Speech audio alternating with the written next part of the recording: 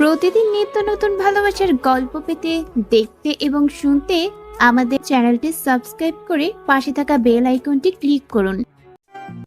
ধুর, আমি ও যে কি ভাবি না, ঈশান ভাইয়া আমাকে কোন দুঃখে এত সুন্দর একটা গান ডেডিকেট করতে যাবে। ওনার যেন খেয়ে দেওয়ার কোনো কাজ নেই। আরু, আহাম্মকের মতো চিন্তা করা বন্ধ কর। বি পজিটিভ আরু, বি পজিটিভ।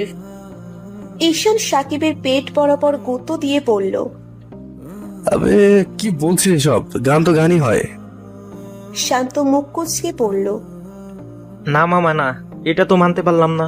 যেখানে আমাদের রকস্টার সাহেব অলওয়েজ রকস্টার টাইপ গান গায়, সেখানে আসে কি গাইলো? তোর এই দুজন কিন্তু এবার আমার হাতে মার খাবি বলে দিলাম কিন্তু আমি। পিয়াস বলল, এই তোরা দুটিতে চুপ কর না এবার। তো নেক্সট কি হবে? এবার কে গাবে?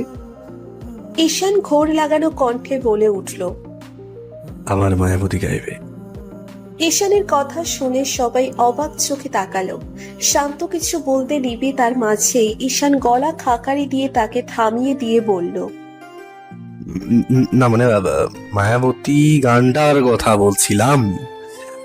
হ্যাঁ, তো নেক্সট কে যেন আরু, তুই একটা গান ধর না। ঈশানের মুখে নিজের নামটা শুনে আরো নড়ে চড়ে উঠল। খানিক অস্বস্তি নিয়ে বলল, আমি। সবাই আবার একসাথে বলে উঠল, হ্যাঁ হ্যাঁ আরু, শুরু করো প্লিজ। আরুও ভীষণ ভালো গায়, তবে সেটা সবসময় নিজের বন্ধ ঘরে আবদ্ধ থাকে।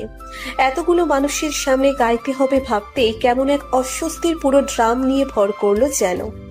আরুর এমন অস্বস্তি দেখে লীনা তার কাঁধে হাত রেখে বলল, আরু, নো টেনশন ডিয়ার, সুন্দর দেখে একটা গেয়ে দে তো।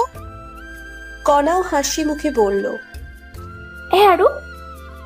আরু মুখে শুকনো হাসির রেখা টেনে একটা দীর্ঘশ্বাস ফেলে গান ধরল, জানি পড়ে যাব আমি তোমার প্রেমে, শ্রাবণ দিনের বর্ষায়, তবুও মেঘের ডানায় উড়ব আমি, কোমল রোদের ইশারায়। জানি পড়ে যাব আমি তোমার প্রেমে, শ্রাবণ দিনের বর্ষায়, তবুও মেঘের ডানায় উড়ব আমি, কোমল রোদের ইশারায়। হৃদয় আমার তোমার দিয়ে ফেলো না যেন, হাত ছেড়ো না বন্ধু আমার, যত দূরে যাও না কেন। তারা জ্বলা রাতে এক ফোঁটা চাঁদ তোমায় দিলাম প্রিয়, রঙিন মেখে কিছু শুধু ভালোবেসে যেও, মনের খুব গভীরে ছুঁয়ে দেখো তুমি, শুধু অনুভবে শোনো। হৃদয় আমার তোমার হলো, হারিয়ে ফেলো না যেন, হাত ছেড়ো না বন্ধু আমার, যত দূরে যাও না কেন। লাল আগুন ধরে খুব কাছে এসে ঘুম ভাঙিয়ে দিও, মন পাখি তুমি প্রেম হয়ে ওড়ো, চির সাথী করে নিও। এই মনের খুব গভীরে ছুঁয়ে দেখো তুমি, শুধু হৃদয় আমার তোমার হলো, হারিয়ে ফেলো না যেন, হাত ছেড়ো না বন্ধু আমার, যত দূরে যাও না কেন? গান শেষ হতেই সবাই গলা বেঁধে বলে উঠল, অসাধারণ আরু, অসাধারণ। কণা হাততালি দিতে দিতে বলল, জাস্ট অসাধারণ গেয়েছিস দোস্ত। সবাই আবার একসাথে করতালি দিয়ে উঠল। ঈশান মুচকি হেসে আনমনে মাথা নাড়ল, বুকের বাঁ পাশে হাত রেখে মনে মনে আওড়াতে লাগলো। তুমি আকাশের বুকে বিশালতার উপমা, তুমি আমার চোখেতে সরলতার প্রতিমা। আয় মায়াবতী, আর কত পাগল করবে আমায়। আড্ডা শেষ হতে হতে রাত 3টে ছাড়িয়ে গেল, তাই আর কেউ এত রাত করে বাড়ি ফিরতে পারেনি। ঈশান তার সব ফ্রেন্ডদের নিয়ে বাকি রাতটুকুও আড্ডা দিয়ে পার করলো, আর বাদবাকি সব মেয়েদের লীনা তাদের গেস্ট রুমে নিয়ে গেল। সবাই বিছানায় গা এলিয়ে দিতেই ঘুমের রাজ্যে পাড়ি জমালো। এদিকে আরও চেঞ্জ করে ফ্রেশ হয়ে শুয়ে পড়ল। এত রাত পর্যন্ত জাগার তরুণ চোখ দুটোতে এক ঝাঁক ঘুমেরা ভর করতেই সেও ঘুমের রাজ্যে পা রাখলো। হঠাৎ ঘুমের মধ্যে মনে হচ্ছে যেন কেউ তার কপালের সাথে কপাল ঠেকাচ্ছে। সময়ের পরিবর্তনে বারবার কপালের চোখে চুমুও খাচ্ছে, তার গরম নিঃশ্বাসে বারবার আরো শরীর রেসপন্স করছে। কিন্তু আশ্চর্যের ব্যাপার হলো, এত রাতে এই বন্ধ ঘরের মধ্যে কে আসবে? শোয়ার আগে তো লীনা আপু তার সামনেই গেট লক করলো, তাহলে? হঠাৎ চোখ খুলে তাকালো আরু। চোখ খুলতেই একটা শীতল বাতাসে আবার চোখ জোড়া বন্ধ করে নিল সে। মনের মধ্যে এক অজানা ভয় দানা বেঁধে বসেছে। আবারও চোখ খুলে তাকালো আরু। কে এসেছে এই ঘরে? চারপাশে খুব সতর্কতার সাথে চোখ বুলালো। পুরো ঘরময় এক শুনশান নীরবতা বিরাজ করছে। এই অন্ধকারে কেউ ঘাপটি মেরে লুকিয়ে থাকলেও যে বোঝার কোনো পথ নেই। তবুও উঠে বসলো আরু। হঠাৎ মনে হলো ব্যালকনির পর্দাটা নড়ে উঠল। ভ্রু কুঁচকে দৃষ্টি নিক্ষেপ করলো সেদিকে। তাহলে মানুষটা কি ওখানেই লুকিয়ে আছে? পুরো ঘর অন্ধকার থাকলেও ব্যালকনিতে চাঁদের আলোতে বেশ স্পষ্ট বোঝা যাচ্ছে। ধীর পায়ে এগিয়ে গেল আরো। কে হবে এখানে? পর্দাটা খপ করে টান দিতেই দেখলো ফাঁকা, কেউ নেই। আবারও সেই শীতল বাতাস আছড়ে পড়লো তার পুরো শরীর জুড়ে। আকাশে মেঘ জমেছে, খণ্ড খণ্ড ধূসর কালো মেঘ। বৃষ্টি হবে হয়তো, তাই বাতাসটাও এমন শীতল হয়ে ধরা দিচ্ছে। আরো দীর্ঘ নিঃশ্বাস ফেললো। যেহেতু কেউ নেই, তাহলে তো এটাই প্রমাণ হয় যে পুরোটাই তার স্বপ্ন ছিল। আজকাল স্বপ্নগুলো বড় অদ্ভুত লাগে। সকাল 8টা নাগাদ সবাই নাস্তা করে যে যার বাসার উদ্দেশ্যে বেরিয়ে পড়লো। আর মাত্র 3 দিন বিয়ের বাকি। সবকিছু মোটামুটি কমপ্লিট হলেও বিয়ের শপিংটা এখনো সম্পূর্ণ করে উঠতে পারলো না। টানা 2 ঘন্টা ধরে বিয়ের শপিং এর লিস্ট বানালো ঈশান। বেচারা লিখতে লিখতে হাঁপিয়ে উঠছে যেন। সোফায় পিঠ ঠেকিয়ে আড়ামোড়া ভাঙতে ভাঙতে বড় খালাকে উদ্দেশ্য করে বলল, মনে হচ্ছে সবই লিখতে পেরেছি, তুমি একবার মিলিয়ে দেখো। খালুকেও দেখাও, দেখে বলো আর কিছু বাদ পড়লো কিনা। বড় খালা লিস্টটা হাতে নিয়ে বড় খালুর দিকে ঘুরে বসে এক এক করে সব মেলালেন। বড় খালু ঈশানের দিকে তাকিয়ে বললেন, না রে বাবা, সব কিছুই হয়েছে। এখন তোরা এক কাজ করিস, ইনিবিনি তো দুপুরের দিকেই চলে আসবে। ওদের সাথে আর বাড়ির সব বাচ্চাদের নিয়ে চলে যাস, আর আমরা বাড়ির বড়রা 10টার দিকে চলে যাব, কেমন? ওকে খালু, তুমি টেনশন নিও না, আমরা চলে যাবো। দুপুর 1:25 ইনি আর বিনি বাসায় ঢুকলো। 2 বোনই যথেষ্ট স্মার্ট, কথাবার্তাতেও বেশ ইংলিশ জুড়ে দেন। লন্ডনে থাকে, ড্রেস আপের চেঞ্জ হলেও ভাষায় তেমন চেঞ্জ করতে পারেনি। সবসময় আকর্ষণীয় ব্যাপার হলো তাদের 2 বোনের বাচ্চারা। তাদের জন্মই হচ্ছে লন্ডনে, অথচ তারা দুজনেই একদম খাঁটি শুদ্ধ বাংলা বলে। যদিও লন্ডনের দ্বিতীয় ভাষা হিসেবে বাংলা নির্ধারিত হয়েছে অনেক সময় যাবত, তাই হয়তো এই বাচ্চা দুটো এত সুন্দর বাংলায় কথা বলতে পারে। তাদের পোশাকও যথেষ্ট মার্জিত। সারা দুপুর তারা রেস্ট নিয়ে বিকেলে বসলো ফ্যামিলির সাথে আড্ডা জমাতে।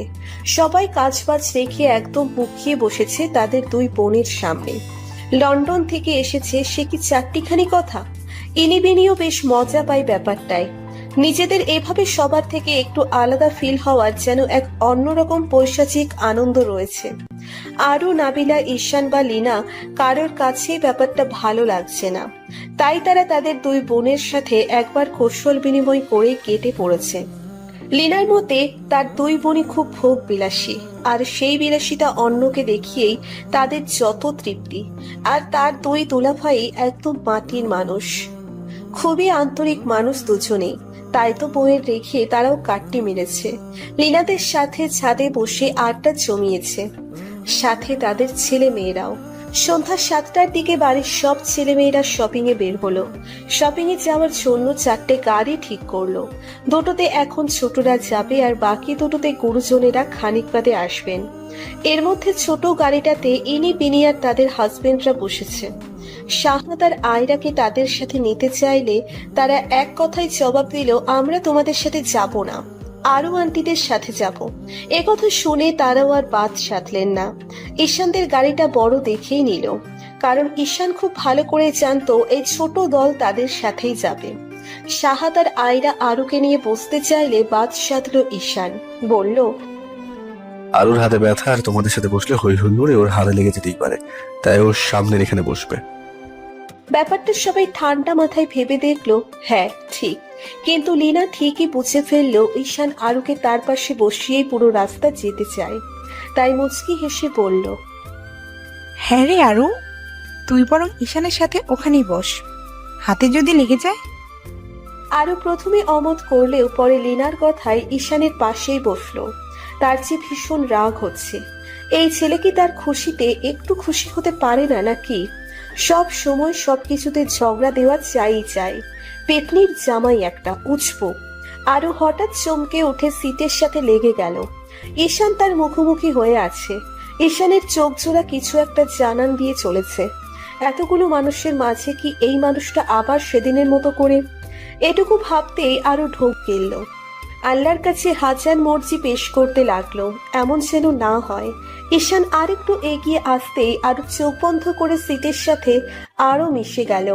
ডান হাতে সিটটা খামচে ধরে বিড়বিড় করে আল্লাহ আল্লাহ করতে লাগলো। আন্টি, কি হয়েছে তোমার? চোখ বন্ধ করে আছো কেন? শাহাদের কণ্ঠটা কানে বাজতেই আরো চোখ খুলে তাকালো। তার সামনে কিছুই নেই। পাশে তাকাতে দেখলো ঈশান স্টিয়ারিং ঘুরিয়ে গাড়ি স্টার্ট দিচ্ছে। কি হলো ব্যাপারটা? ঈশান তো এই কয়েক সেকেন্ড আগেও এখানে ছিল, তাহলে? পাশে তাকাতেই বোকা বনে গেল। ঈশানের পাশে বসে তো সিট বেল্ট লাগানো হয়নি। তার মানে ঈশান তাকে সিট বেল্ট লাগিয়ে দিতে হঠাৎ এগিয়ে এসেছিল। কি ছেলে ভাই, সিট বেল্ট লাগাবে বললেই হয়, তা না হুটহাট এত কাছে চলে আসে যে দম বন্ধ হয়ে যাওয়ার পালা। শাহাদের প্রশ্নমাখা মুখের দিকে চোখ পড়তেই আরো একটা শুকনো ঢোক গিলে মুখে জোরপূর্বক হাসির রেখা টেনে বলল, ঠিক কিছু না বাবা। আরুর জবাবে ঈশান ঠোঁট চেপে হাসলো। আরু ব্যাপারটা বুঝতে পেরেই সে আরুকে আরেকটু ভয় দেখানোর চান্সটা কোনোভাবেই যে মিস করতে চায়নি। তাই তো যতটুকু দরকার ছিল তার থেকেও বেশি এগিয়ে গিয়েছিল। সবাই শপিং করছে ওড়াধুরা, যাদের যেটা ভালো লাগছে সে সেটা নিয়ে যাচ্ছে। দিহান যা নিচ্ছে সব এক জোড়া করে। নাবিলাও তার বেশিরভাগ ড্রেসই ভাইদের সাথে ম্যাচিং করে নিচ্ছে। এনি বেনি ড্রেস নিচ্ছে আর দুলাভাইরা ব্যাগ বোঝা টানছে। শাহাদ আর আয়রাও নিজেদের পছন্দের জিনিস নিচ্ছে। তবে তাদের দুজনের মধ্যে একটা ব্যাপার আরো ঈশানকে অবাক করতে বাধ্য হলো। সেটা হলো আয়রার কোনো ড্রেস শাহাদ একবার বারণ করলে সে আর সেটা নেয়নি। আবার শাহিদের কোনো ড্রেস আয়রার পছন্দ না হলে শাহাদও মুচকি হেসে সেটা নির্দ্বিধায় রিজেক্ট করে দেয়। তাদের দুজনের এমন কাণ্ডে আরু ঈশান দুজনেই আনমনে হেসে উঠল। আরু এবং ঈশান দুজনেই কেউই এখনো পর্যন্ত কিচ্ছু নিল না। আরু লীনার সাথে ঘুরে ঘুরে তার সব দরকারি জিনিস কিনে দিচ্ছে, আর অন্যদিকে ঈশান বাচ্চাদের সামলাচ্ছে। রাত 10টার দিকে বাড়ির বড়রা আসলো। তারা কম বেশি কেনাকাটা করছে। ইনি বিনি অবশেষে টায়ার্ড হয়ে বাচ্চাদের নিয়ে বাসায় ফিরল। দুই বোন চলে যাওয়াতে বাকিরা যেন দম ছেড়ে বাঁচল। লীনা আরুকে বলল, আরু, অনেক হয়েছে, আমার সাথে থেকে আমায় অনেক হেল্প করেছিস, এবার যা নিজের জন্য কিছু কিনে নে।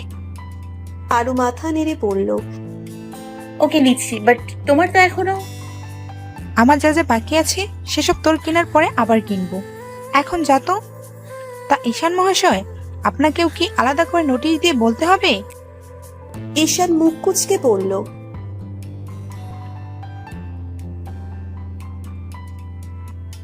লীনা মুচকি হেসে বলল, হ্যাঁ যা। আরও বেশ কিছুক্ষণ ধরে একটা ড্রেস নিয়ে বেশ কনফিউশনে ভুগছে। ড্রেসটা হলো 2 পার্টের একটি লেহেঙ্গা, মিষ্টি কালারের উপর সাদা ভারী পাথরের কাজ করা। খুবই সুন্দর ড্রেসটা, আরুর একবার দেখতেই খুব ভালো লেগে গেল। কিন্তু প্রবলেমটা হলো ফিটিং নিয়ে। ফিটিংটা ঠিক আছে নাকি চেঞ্জ করতে হবে সেটাই বুঝে উঠতে পারছে না। আরুর কনফিউশনের মাত্রা যখন চরমে তখন পাশ থেকে একজন বলে উঠল। তোর চয়েস কবে থেকে ভালো হলো বলতো?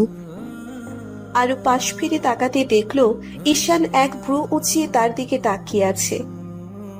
মানে? আরুর প্রশ্নে ঈশান ড্রেসটা 2 হাতে নিয়ে আরুর সামনে ধরে জিজ্ঞেস করলো। অনেকক্ষণ ধরে লক্ষ্য করছি ড্রেসটা নিয়ে আকাশ পাতাল ভেবে চলেছিস। কি প্রবলেম? পছন্দ হচ্ছে না নাকি? না মানে ভাবছিলাম যে ফিটিংটা ঠিক আছে কিনা। ঈশান ভ্রু কুঁচকে তাকালো, মুখ বাঁকিয়ে বলল। তুই ইডিয়েট, তা তো জানতাম, তাই বলে এতটা? আরে গাধা, ট্রায়াল রুমে গিয়ে দেখলেই তো হয়, এত ভাবার কি আছে? আরু একটা স্বস্তির নিঃশ্বাস ফেলে বলল। ও হ্যাঁ, তাই তো, আমিও কি নাকি ভাবছিলাম। ট্রায়াল রুমের কথা তো মাথাতেই আসেনি। আসবে কিভাবে? মাথায় গোবর ছাড়া কিছু আছে বলে তো মনে হয় না। আরু ঈশানের কথার কোনো জবাব দিল না। ড্রেসটা হাতে নিয়ে ট্রায়াল রুমের দিকে চলে গেল।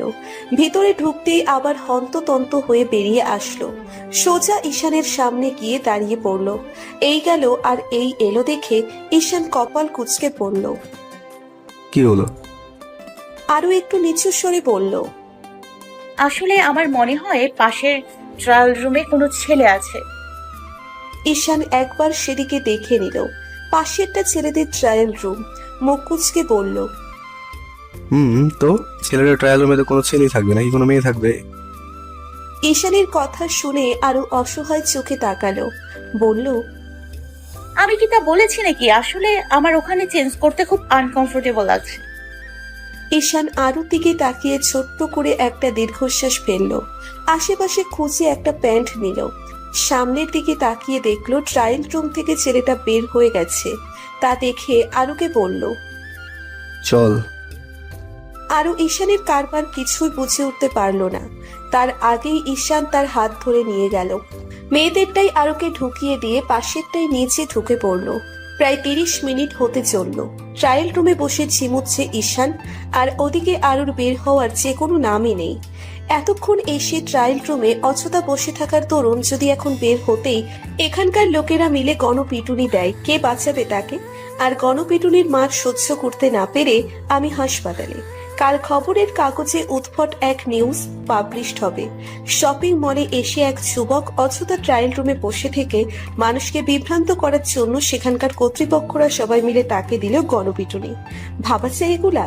না, এভাবে ঝিমানোর থেকে বরং মহারানীকে একটা মেসেজ দেই। বেচারি এই ড্রেস পরার চক্করে না ঘুমিয়েই পড়ল। 10 মিনিট যাবৎ সর্বোচ্চ চেষ্টা করেও লেহেঙ্গার উপরের পাটটার পিছনের মাঝ বরাবরে চেইনটা কিছুতেই টেনে উপরে তুলতে পারল না। হাত দুটো যথাসম্ভব পিছনে মুড়ে নিলেও কাজ হলো না। এতক্ষণ ধরে চেষ্টা করেও যখন হলো না, তখন একরাশ বিরক্তি নিয়ে দেওয়ালের সাথে ঠেস দিয়ে এড়িয়ে দাঁড়ালো। ইচ্ছে তো করছে লেহেঙ্গাটা কেটে কুটি কুটি করে ফেলতে, দরকার নেই এমন ঘাটতারা।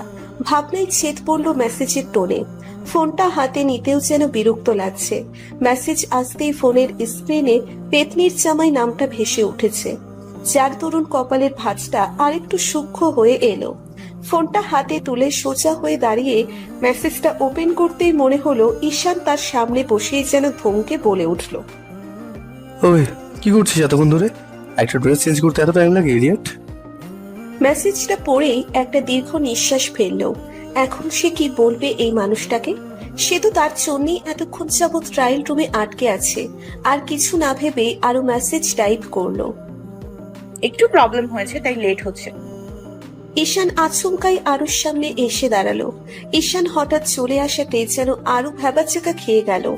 5 সেকেন্ডও হলো না ঈশানকে মেসেজটা পাঠিয়েছে, আর এর মাঝে সে হাজির। আচ্ছা, এটা কি সত্যি ঈশান নাকি ভূত? আরো বার কয়েক ঠোক গিলে ঈশানকে আর চোখে দেখতে লাগলো।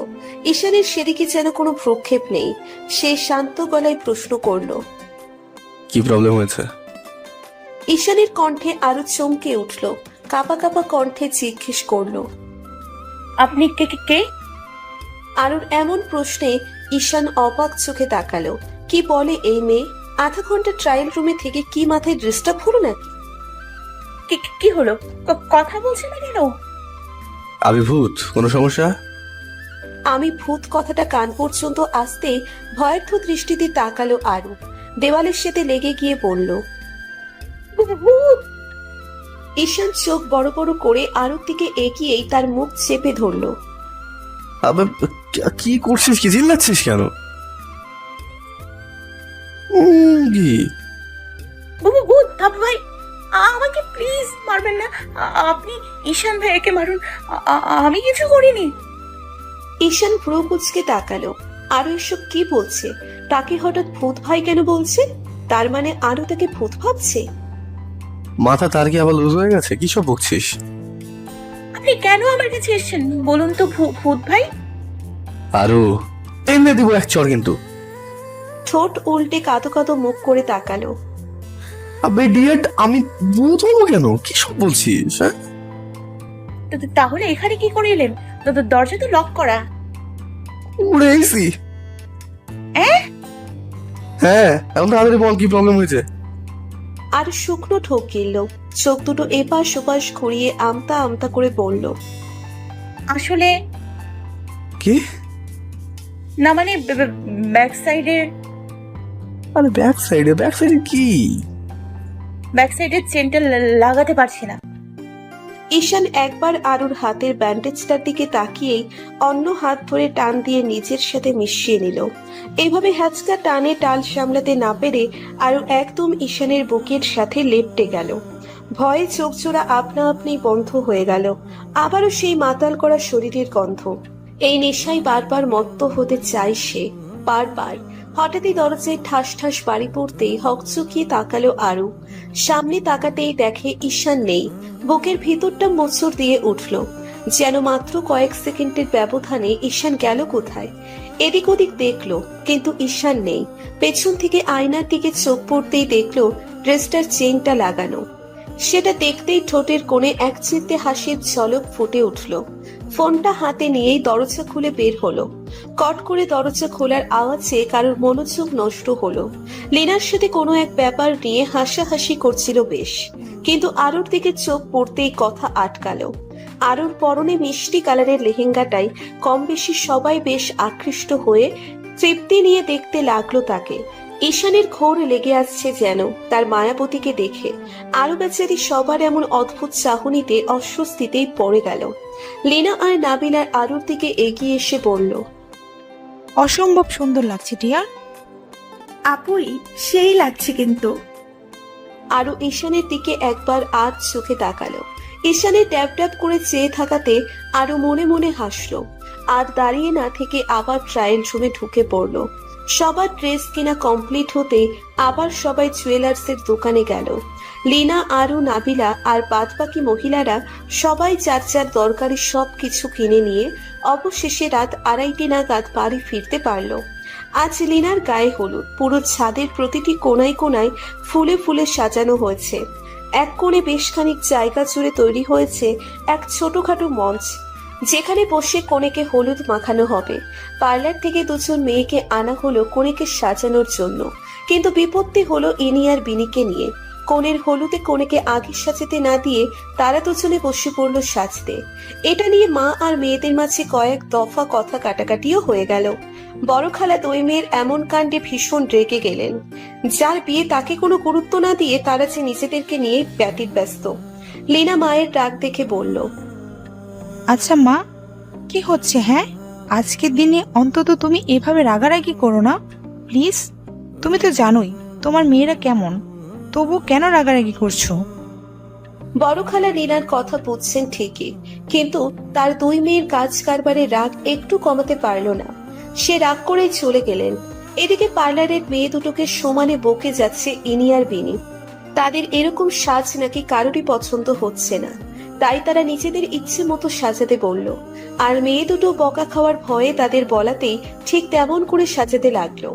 পার্লার থেকে মেয়ে দুটোকে আনানো হয়েছে মূলত ইনি বিনির জোড়াজুড়িতে, আর ইনি বিনি বাদে তেমন কেউই ঘেঁষল না সেখানে। আরু আর নাবিলা দুজনে নিজেদের সাজ নিজেরাই করেছে। বিনি তার মেয়েকে পার্লারের মেয়েদের থেকে সাজাতে চেয়েছিল, কিন্তু আয়রা নাকি দৌড়ে পালিয়েছে। হঠাৎ করে বাচ্চা মেয়েটা যে ওভাবে দৌড়ে পালালো তার সঠিক কোনো ধারণা কেউই করতে পারল না। মেয়ের ওভাবে দৌড়ে পালানোতে বিনি কতক্ষণ খাম্বার নেই দাঁড়িয়ে থেকে মেয়ের যাওয়ার পানে তাকিয়েছিল। মায়ের ভয়ে মেয়ে দৌড়ে পালিয়েছে কথাটা কানে আসতেই আরো খানিক হেসে নিল। গায়ে হলুদের জন্য রেডি হয়ে আয়রাকে খুঁজতে লাগলো। উদ্দেশ্য আয়রার মুখ থেকে সবটা শোনা। সারা বাড়িতে সব জায়গাতে খুঁজলেও কোথাও দেখা মিলল না বাচ্চাটার, তাই সব শেষে ছাদে চলে আসলো। খানিক বাদে বাড়ির বাকিরাও সবাই এখানে এসে চোট বাঁধবে গায়ে হলুদের জন্য। ছাদে উঠতেই আরুর মুখে হাসির ঝলক ফুটে উঠল। ছাদটাকে ছাদ বলে মনেই হচ্ছে না, চারপাশটা একদম মনোমুগ্ধকর লাগছে। চারপাশে চোখ বুলাতেই চোখে পড়ল আয়রা আর শাহাদকে। তাদের থেকেই একটু দূরে ক্যামেরা হাতে দাঁড়িয়ে আছে ঈশান। সাদা সুতোর কাজ করা হলুদ একটা পাঞ্জাবি পরে আছে সে। হাতা কোনোই পর্যন্ত গুটিয়ে রেখেছে। পাঞ্জাবির 4টে বোতামের 2টো বোতাম খুলে রেখেছে। চারপাশের বাতাসের সাথে তাল মিলিয়ে কপালে পড়ে থাকা চুলগুলো আবার উড়ে উড়ে কপালের উপরেই পড়ছে। উপরের ঠোঁটের সহিত নিচের ঠোঁটটা মৃদু চেপে ধরে দুহাতে ক্যামেরা নিয়ে দৃষ্টিটা সেদিকে স্থির করে রেখে তাকিয়ে আছে। আয়রার ডাকে আরুর ভাবনায় ব্যাঘাত ঘটিয়ে মুখে জোরপূর্বক হাসি দিয়ে তাকালো আয়রার দিকে। এগিয়ে আসতে আসতে ঈশান আয়রার দৃষ্টি অনুসরণ করে তাকাতেই বুকের বাপাশের সেই চিনচিনে ব্যথাটার অনুভব করলো। ছোট্ট একটা নিঃশ্বাস টেনে আরুকে দুচোখ ভরে দেখতে লাগলো। হলুদ কাপড়ের উপর লাল রঙের কাজ করা শাড়ি পরেছে আরু। অন্য সময়কার মতো আজ কুচি দিয়ে নয়, বরং গ্রাম্য মেয়েদের স্টাইলে। কোমরের অনেক নিচে চলে যাওয়া সিল্কি চুলগুলো আজ খুলে রেখেছে। কানের দুপাশ থেকে অল্প চুল নিয়ে পিছনের মাঝ বরাবর আটকে তাতে বেলি ফুলের মালা ঝুলিয়েছে। কোমরের সাথে পেট স্পর্শ করে ঝুলছে এক কোমর বন্ধনী। চোখ জোড়ায় আজও মোটা কাজলের রেখা পড়েছে, আর ঠোঁট জোড়ায় শাহেদের টানে হকচকিয়ে তাকালো ঈশান। পাশে তাকাতেই দেখলো প্রশ্নসূচক মুখ করে তাকিয়ে আছে 3 জনেই। আয়রা পাশ থেকে পাঞ্জাবির হাতা ধরে টানতে টানতে বলল, ও মামা, কি হয়েছে তোমার? কথা বলছো না কেন? ঈশান গলা খাকারি দিয়ে ক্যামেরার দিকে একবার তাকিয়ে কিছু বলতে যাবে তার আগেই শাহাদ বলে উঠল, মামা কি ভাবছো তুমি? ঈশান মাথা চুলকে মুখে জোরপূর্বক হাসির রেখা টেনে বলল, ভাবছি। আরে আরে না, ভাবছি না তো মামা। বললো কি হয়েছে, কি যেন বলছিল। আয়রা ঈশানের মুখের দিকে অসহায় মুখ করে বলল, তুমি কিছু শোনোনি? ঈশান বিস্মিত হাসলো, বলল, হ্যাঁ মামনি, শুনেছি তো। আয়রা আরুর দিকে তাকিয়ে কাঁদো কাঁদো মুখ করে বলল, জানো আন্টি, আমি না আমার মাকে খুঁজে পাচ্ছি না। পাশ থেকে শাহাদও একই সুর টেনে বলল, আমিও না। দুজনের এমন কথাতে ভ্রুযুগল কুচকে এলো আরো ঈশানের। দুজনে একবার মুখ চাওয়াচাবি করে একসাথেই বলে উঠল, মানে? আয়রা মুখ ফুলিয়ে বলল, হ্যাঁ, আর জানো কি হয়েছে? একজন সাদা মহিলা আমাকে ডেকেছিল, একদম ভূতের মতো দেখতে। তাকে দেখে আমি খুব ভয় পেয়েছিলাম। উনি আমাকে ডেকে বলল, এসো তোমাকে সাজিয়ে দিই। শাহাদ বলল, আমাকে এরকম একজন মহিলা ডেকেছিল। উনি কিছু বলার আগে আমি পালিয়ে এসেছি, আর তারপর থেকে আমরা দুজনে এখানে বসে আছি। আয়রা খুব ভয় পেয়েছে গো। হ্যাঁ, আমি খুব ভয় পেয়েছি। ঈশান চিন্তিত কণ্ঠে বলল, সাদা দেখতে মহিলা ভূতের মতো? কে? আরু আয়রা আর শাহাদকে কাছে টেনে বলল, আচ্ছা বাবা, এত ভয় পেতে হবে না। একবার পড়ুক ওরা আমাদের সামনে, একদম মেরে তক্তা করে দিব। দেখে নিও আয়রা সোনা, কত বড় সাহস আমাদের কলিজার টুকরো দুইটাকে ভয় দেখায়। ঈশান বলল, হ্যাঁ তাই তো। কে হতে পারে বুঝতে পারছি না। একবার সামনে পড়ুক, মজা দেখিয়ে দেবো। একদম। আচ্ছা শোনো আমার বাচ্চারা, এত ভয় পেতে হয় না, বুঝেছো? বেশি ভয় পেলে সবাই আমাদের কলিজার টুকরোকে ভীতু বলবে। সেটা কি শুনতে ভালো লাগবে বলো? লাগবে না তো। তো এখন আমরা কি করব? আয়রা আর শাহাদ দুজনেই একসাথে বলে উঠল, এখন আমরা ছবি তুলবো, ইয়ে। একদমই তাই।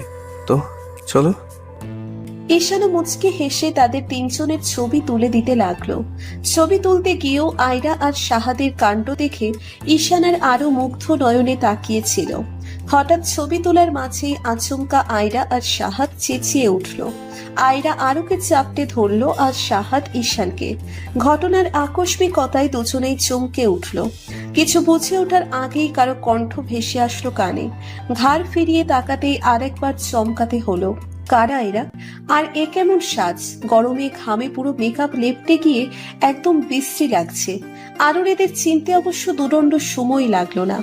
আয়রাকে উঠিয়ে বলল, আয়রা, শাহাদ, ওই যে তোমার মাও এসছে, দেখো না ইনি আপু বিনি আপু। ছেলে আর মেয়ে নাকি তোমাদের কোথাও খুঁজে পাচ্ছে না, আর কোনো এক মহিলা নাকি ওদের ভয় দেখিয়েছে। আরুর মুখে ইনি আপু বিনি আপু শুনে ঈশান যেন বোকা বনে গেল।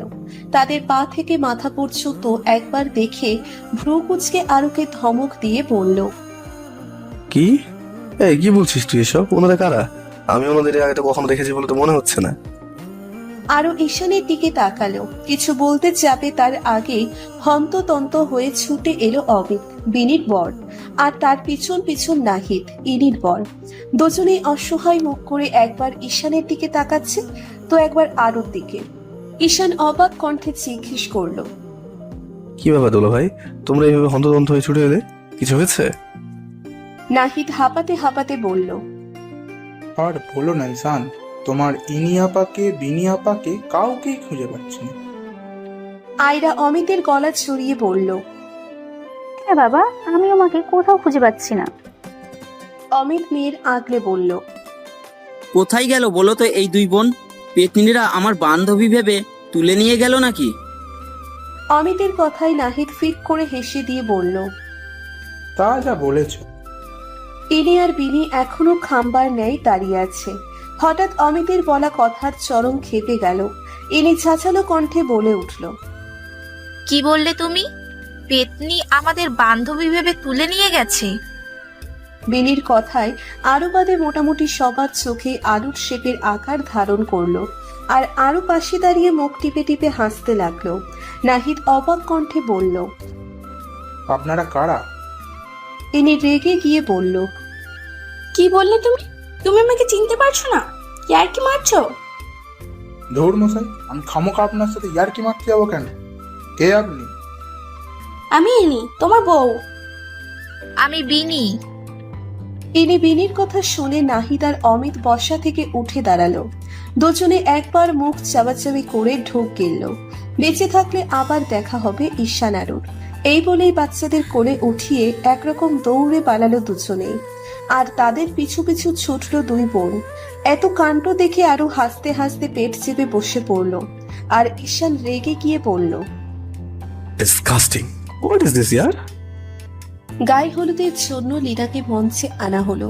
প্রথমে বড় খালা মেয়েকে হলুদ মাখালেন। তারপরে ঈশানের মা, বাবা, ছোট খালা, আরুর মা সবাই এক এক করে মঞ্চে উঠে হলুদ লাগিয়ে দিলেন। কনেকে হলুদ লাগানো শেষ হতেই বাচ্চারা ছোটাছুটি করে একজন আরেকজনকে হলুদ মাখাতে ব্যস্ত হয়ে উঠল। নাবিলা, নিহান, তিহান, আয়রা, শাহাদ ছুটল আরুর পিছনে। আর আরুও ভাগলো এই বলে সে কিছুতেই হলুদ মাখাবে না। অন্যদিকে ঈশানের বিচলিত মনটা বারবার আরুকেই খুঁজতে দিশেহারা হলো। অনেকক্ষণ হলো মায়াবতী চোখে আড়াল হয়েছে, একবারও আর সামনে পড়ল না। এত কি ব্যস্ততা তার? একবার সামনে এসে ওই মুখখানার দর্শন দিতে কি এমন হয়ে যাবে? মেয়েটাকে খুঁজতে খুঁজতে মনে হচ্ছে দিন 10 পার হয়ে যাবে, তবুও দেখা মিলবে কিনা বলা যাচ্ছে না। ছাদ থেকে নিচে নেমে একটু সামনে এগিয়ে যেতেই দেখলো বাচ্চারা এক কোণে গুটিসুটি মেরে বসে আছে। ঈশান এগিয়ে এসে জিজ্ঞেস করলো, কিরে রাবু, নিহান, দিহান, তোরা এখানে এভাবে লুকিয়ে আছিস কেন? নাবিলা গাল ফুলিয়ে বলল, আরু আপুর জন্য, আপুকে হলুদ মাখাবো তাই। হ্যাঁ, হলুদ মাখা, কিন্তু এখানে বসে? নিহান বলল, আরে আরে, আমরা তো আপুর জন্য লুকিয়ে আসছি। আরো আপু আমাদের দেখলেই ছুটতে পালায়। আমরা সবাই বাজি লাগিয়েছি যে আজ যে করে হোক আপুকে হলুদ মাখিয়েই ছাড়বো। দিহান বলল, জানো না ভাইয়া, পুরো আপু আমাদের সবাইকে ধরে ধরে হলুদ মাখিয়ে ভূত করে দিয়েছে। নাবিলা বলল, হ্যাঁ গো, আর পালাতে পালাতে কি বলেছে জানো? ঈশান ভ্রু নাচিয়ে জিজ্ঞেস করলো, কি বলেছে? বলেছে সে আমাদের হাতে কিছুতেই হলুদ মাখবে না, ও নাকি ওর স্পেশাল মানুষের হাতেই হলুদ মাখবে। ঈশান মৃদু চেঁচিয়ে উঠে বলল। কি স্পেশাল মানুষ? সে আবার কে? নাবিলা ঠোঁট উল্টে বলল। আমরাও তো সেটাই ভাবছি, এই স্পেশাল মানুষটা আবার কে? ঈশান গলা খাকারি দিয়ে বলল। স্পেশাল মানুষ একবার হাতের কাছে পাই, মজা দেখাচ্ছি। আচ্ছা, তোদের হয়ে গেলে হলুদটা আমি মাখিয়ে দিয়ে আসি, ঠিক আছে? কি বলিস? ঈশানের কথা শুনে সবাই খুশিতে চেঁচিয়ে উঠল, কারণ তারা খুব ভালো করেই জানে যেহেতু ঈশান একবার বলেছে সে আরুকে হলুদ মাখিয়ে দিবে, তখন তো হাজার চেষ্টাতেও আরু ঈশানকে ফাঁকি দিয়ে যেতে পারবে না। ঈশান আরুকে হলুদ মাখিয়েই ছাড়বে। নাবিলা হলুদের বাটি এগিয়ে দিয়ে বলল। ওকে ভাইয়া, তুমি তাহলে আরু আপুকে হলুদ মাখিয়ে এসো, আমরা সবাই সাথে ওয়েট করছি, কেমন? ঈশান একগাল হেসে হলুদের বাটিটা হাতে নিতে বাচ্চারা সবাই দৌড়ে প্রস্থান করলো। আর পা টিপে টিপে হাঁটছে। কোথায় তার ছোট্ট গ্যাং তার জন্য হলুদ নিয়ে অপেক্ষা করছে কে জানে। ছোট দুটো চাতক পাখির মতো ঘুরছে। লিনার রুম ছাড়িয়ে যেই না ঈশানের রুমের সামনে পা রাখলো, অমনি হ্যাচকা টানে প্রিয় প্রাণ পাখিটা উড়ে যাওয়ার প্রয়াস চালালো কতক্ষণ। চোখ মুখ খিচে বন্ধ করে নিল। কি হতে যাচ্ছে তার সাথে সে নিজেও জানে না। মনে মনে কতক্ষণ গালি পারল মানুষটাকে। এক টানে দেওয়ালের সাথে লেপটে গেল। ভেবেছিল বোধহয় দেওয়ালের সাথে বাড়ি খেয়ে পিঠটাই চ্যাপটা হয়ে যাবে, কিন্তু না, তেমন কিছুই হলো না। চোখ দুটো পিটপিট করে খুলে সামনে থাকা মানুষটাকে দেখে বার কয়েক ঠোক গেল। ঈশান ঠোঁটের কোণে বাঁকা হাসি ঝুলিয়ে তার দিকে তাকিয়ে আছে। মুখে জোরপূর্বক হাসির রেখা টেনে ভাবতে লাগলো আবার কি করলো যার জন্য পেতনির জামাই তাকে এভাবে হ্যাচকা টেনে আনলো। দুর্ভাগ্যবশত ভয়ে তার মাথা কাজ করা বন্ধ করে দিয়েছে। বেয়াদব পা দুটো আগে থেকেই কাঁপাকাঁপি শুরু করে দিয়েছে, সাথে হাত দুটো যেন প্রতিযোগিতায় পাল্লা দিতে চলেছে। শুকনো ঠোঁট দুটো একবার ভিজিয়ে নিয়ে কাঁপা কাঁপা গলায় বলল, বিশ্বাস করুন ভাইয়া, আমি কিছু করিনি। ঈশান এক ভ্রু উঁচিয়ে বলল। আচ্ছা, কিছু করিসনি? আরো তৎক্ষণাৎ এপাশ ওপাশ করে মাথা নাড়ল। ঈশান মুখটা গম্ভীর করে বলল, সত্যি করে বল, বলছি আর এটা খুব খারাপ হবে বলে দিলাম কিন্তু আমি। আরো কাঁদো কাঁদো মুখ করে বলল, আমি কিছু করিনি। ঈশান আরুর চোখের আড়ালে হাসলো। আরো তাকাতেই আবার মুখটা গম্ভীর করে নিয়ে বলল, কি করে বিশ্বাস করব তুই কিছু করিসনি? বাইরে যারা বলা বলি করছে। আরো চোখ বড় বড় করে তাকালো। বাইরে কে কি বলা বলি করছিল? অনেক কিছু, এই যেমন আরো এবার ঠোঁট উল্টালো, বাচ্চাদের মতো করে নাক টেনে বলল, কেউ বললে আপনি কেন বিশ্বাস করবেন শুনি? আপনি কেন শুনবেন ওদের কথা? তো কি করব, শুনবো না? না, শুনবেন না। আচ্ছা বেশ, শুনলাম না ওদের কথা, কিন্তু আমার একটা কথা বলতো, তুই যদি কিছু নাই করে থাকিস তাহলে এইভাবে কাঁপছিস কেন? ঈশানের কথায় আরুর টনক নড়ল। ঈশানের থেকে দৃষ্টি সরিয়ে নিয়ে ভাবতে লাগলো, সত্যিই তো, সে তো কিছু করেছে বলে মনে আসছে না, তাহলে অকারণে এত কাঁপাকাঁপি কিসের? ঈশান আবার বলল, কি হলো বল। জানি না। কেন জানিস না? জানতে হবে। আমি এখন শুনবো, এত মুখ থেকেই শুনবো। যদি বলতে না পারিস তাহলে কিন্তু শাস্তি। এটা কিন্তু একদম ভালো হবে না। অপরাধ না করেও কেন শাস্তি হবে? অপরাধ? তুই সত্যি করে বলতে কোনো অপরাধ নেই তোর? আরো মাথা নাড়ল, ঠোঁট উল্টে আবারও বাচ্চাদের সুর ধরল, আমি সত্যি বলছি, আমি কিছু করিনি। ঈশান ছোট্ট করে দুবার নিঃশ্বাস ফেলে বলল, এই যে প্রত্যেক সেকেন্ডে সেকেন্ডে আমার হার্ট অ্যাটাক করার মতো সব কাজ করে বেড়ায়, সেগুলো কি কম অপরাধ? আরো বোকা চোখে তাকালো। কিছু বুঝে ওঠার আগে ঈশান আবারও বলল, না চাইতেও তোকে সারাদিন চোখের সামনে দেখতে পেতে হবে, এগুলো ফিল করানোটা কি কম অপরাধ? রাতে ঘুমোতে গেলে শুধু একবার এই মুখটা দেখতে চাওয়ার জন্য ছটফট করার অনুভূতিগুলো জাগানোটা কি কম অপরাধ? একবার চোখের আড়াল হলে এই অবুঝ মনটা যে বারবার করে চায় সে আমার সাথে মিশে থাকুক, প্রতিটা ক্ষণে ক্ষণে এই অনুভূতিগুলো কি একটু একটু করে প্রবল করে দেওয়া কি কম অপরাধ? এরপরও জানতে যাচ্ছিস কি অপরাধ তোর? আরো এখনো ফ্যাল ফ্যাল করে তাকিয়ে আছে। আচ্ছা, এই কথাগুলোর মানে কি? আরুর কোনো হেলদোল নেই দেখে ঈশান ভ্রু কুঁচকে তার দিকে আরেকটু এগিয়ে আসতেই আরু ভয় পেয়ে চোখ দুটো খিচে বন্ধ করে নেয়। আর সেই সুযোগে ঈশান হাত ভর্তি করে হলুদ আরুর মুখে লেপটে দেয়। ঈশানের ছোঁয়া পেতেই আরু কেঁপে উঠল। এক হাতে শাড়ির আঁচল খামচে ধরে দেওয়ালের সাথে মিশে গেল। ঈশান থমকে গেল তার মায়াবতীর ভয় মিশ্রিত মুখশ্রীতে। প্রতিটা মুহূর্তে এই মানুষটার প্রেমে সে অসংখ্যবার পড়ছে। তার ভীত কণ্ঠ, তার ভয়ার্থ দৃষ্টি, তার ভয় মিশ্রিত মুখশ্রী এক নিমেষে নেশা ধরিয়ে দিচ্ছে, যেন খুব করে টানছে তাকে একটুখানি ছুঁয়ে দিতে। ব্যাস একটুখানি, না চাইতেও নিজের অধিকার বুঝে নিতে ঠোঁট জোড়া বসিয়ে দিল আরুর ঠোঁটে। আরু আবারও কেঁপে উঠল। অদ্ভুত এক অনুভূতি তাকে আষ্টে পৃষ্ঠে ধরেছে খুব বিশ্রীভাবে। অতিরিক্ত ভয়ের দরুন এই ভালো লাগার অনুভূতিটাই যেন বিস্বাদ হয়ে উঠল ক্ষণিকের ব্যবধানে। ব্যথা হাতে ঈশানকে এক চুলো সরানোর শক্তি তার নেই, তাই অন্য হাত দিয়ে শরীরের সমস্ত শক্তি প্রয়োগ করলেও লাভের লাভ কিছুই হলো না। ঈশানের সুঠাম দেহের সাথে পেরে ওঠা আরুর মতো মেয়ের কাজ নয়। আরু নড়ে চড়ে ওঠাতে ঈশান এক হাতে আরুর কোমর চড়িয়ে নিজের সাথে মিশিয়ে নিয়ে অন্য হাত দিয়ে ডান হাতটা পেছনের দিকে মুড়ে নিল। ক্রমশই আরো গভীরভাবে ডুবে যাচ্ছে সে আরুর ঠোঁটে। আর আরো শত চেষ্টা করেও এক চুল নড়ার শক্তি পেল না। এবার যেন দম আটকে এলো আরুর। চোখ দুটো গড়িয়ে দুফোঁটা জল ঈশানের গাল ভিজিয়ে দিতেই ঈশান আরুকে ছেড়ে দিয়ে দুপা পিছিয়ে গেল। আরুর দিকে তাকিয়ে কিছু বলতে যাবে তার আগে কারোর পায়ের শব্দ পেয়ে দুজনেই তাকাতে দেখলো ছোটদের গ্যাং হুড়মুড়িয়ে ঢুকে এলো।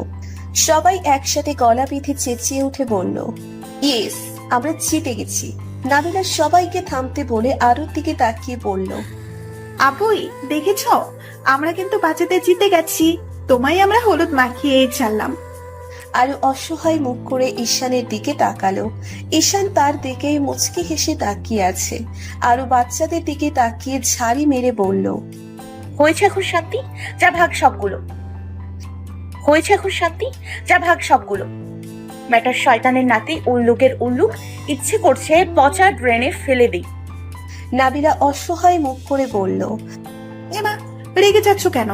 তোমার স্পেশাল মানুষের হাতে হলুদ মাখাতে পারোনি বলে রাগ হচ্ছে? কথাটা বলতেই বাচ্চারা সবাই হেসে উঠল। ঈশান কঠিন দৃষ্টি নিক্ষেপ করে বলল, স্পেশাল মানুষটাকে? আরো করুণ দৃষ্টিতে তাকালো নাবিলার দিকে। নাবিলা দাঁত কেলাতেই চোখ গরম করে তাকালো আরু। অমনি তার দাঁত কপাটি ভিতরে নিয়ে চুপচাপ করে রইল। সে যেই হোক না কেন, তাতে আপনার কি? কেউ না ভাইয়া। তাহলে ওরা বারবার করে কেন বলছে স্পেশাল মানুষ, স্পেশাল মা? আমার ভবিষ্যৎ জামাই। আপনার কোনো প্রবলেম? পচা লোক কোথাকার। আসলে ওটা তো আমি মজা করে বলছিলাম। ঈশান কপাল কুঁচকে পড়ল। কেন? কারণ ওরা যেন আমাকে হলুদ না মাখায়, তাই। ঈশান মুখ বাঁকিয়ে বলল।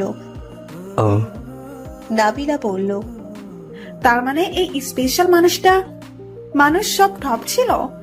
আরো মুখ ফুলিয়ে বলল, আগে হ্যাঁ, এখন চল ছাদে। তোদের জন্য বোধহয় লিনার আপুর গোসলটা মিস করলাম।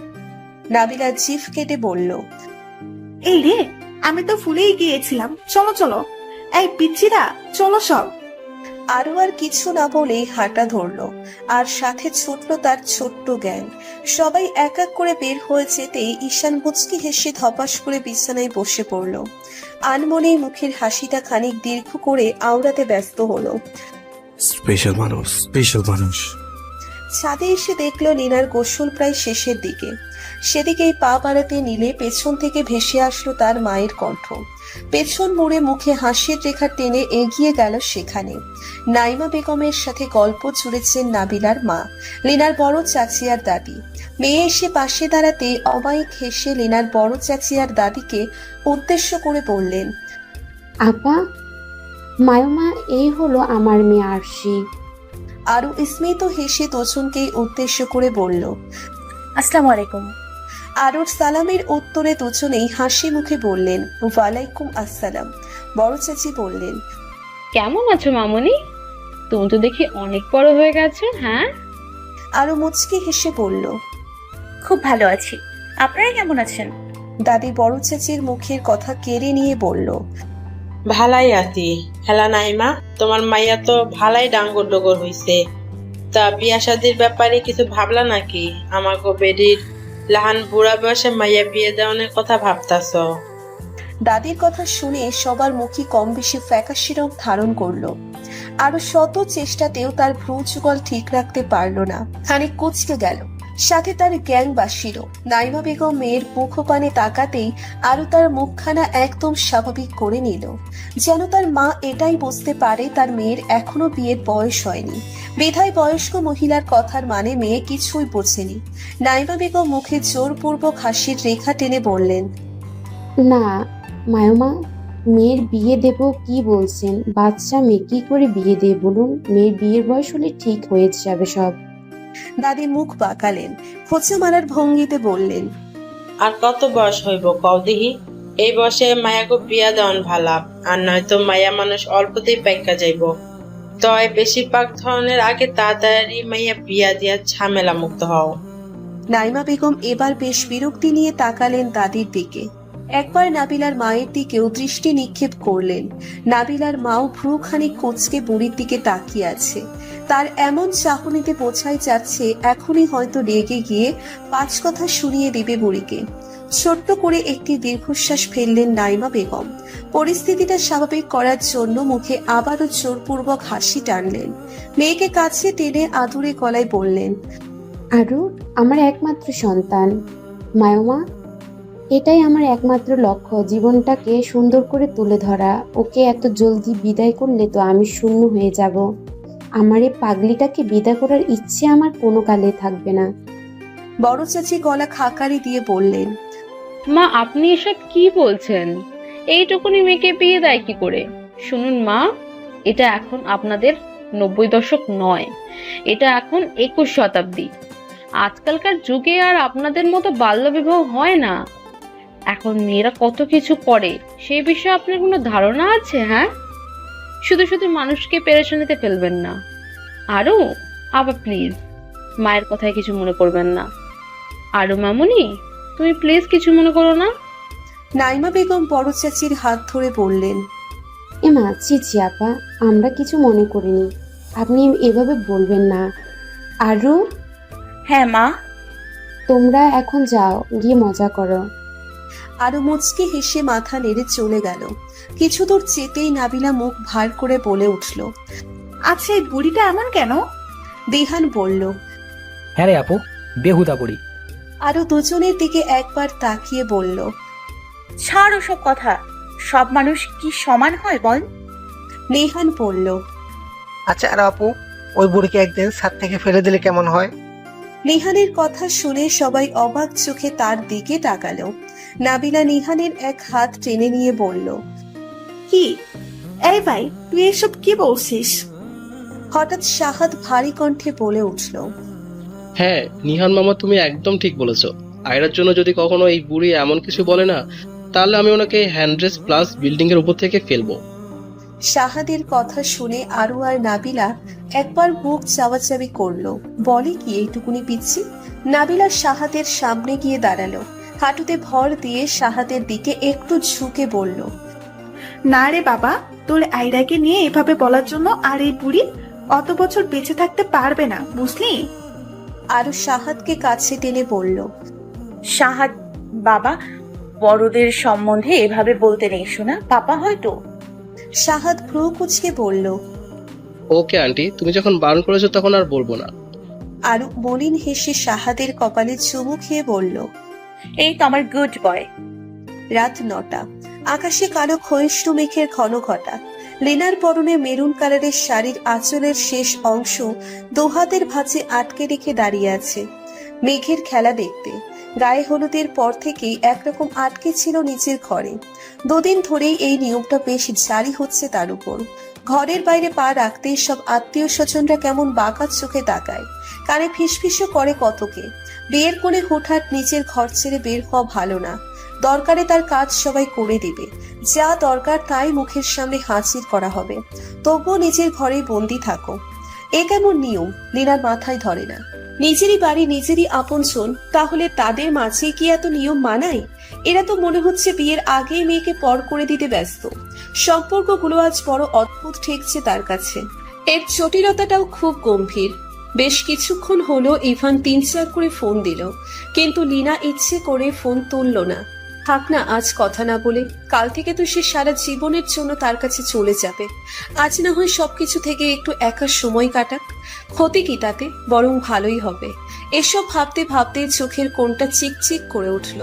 পেছনে কারোর পায়ের শব্দ পেতেই ডান হাতের উল্টো পিঠে চোখের জলটা মুছে নিয়ে পিছনে তাকালো। ঈশান ফোন হাতে দাঁড়িয়ে আছে। লীনা মুখে জোরপূর্বক হাসি টেনে পড়ল। কি রে বাদর, ওখানে দাঁড়িয়ে আছিস কেন? কিছু বলবি? লীনার মুখে বাদর শুনে হেসে ফেলল ঈশান। চাঁদের কার্নিশে হেলান দিয়ে ফোন এগিয়ে দিয়ে বলল, তোর বর তোকে খুব মিস করছে নাকি? তোকে তো ফোনে পাচ্ছে না।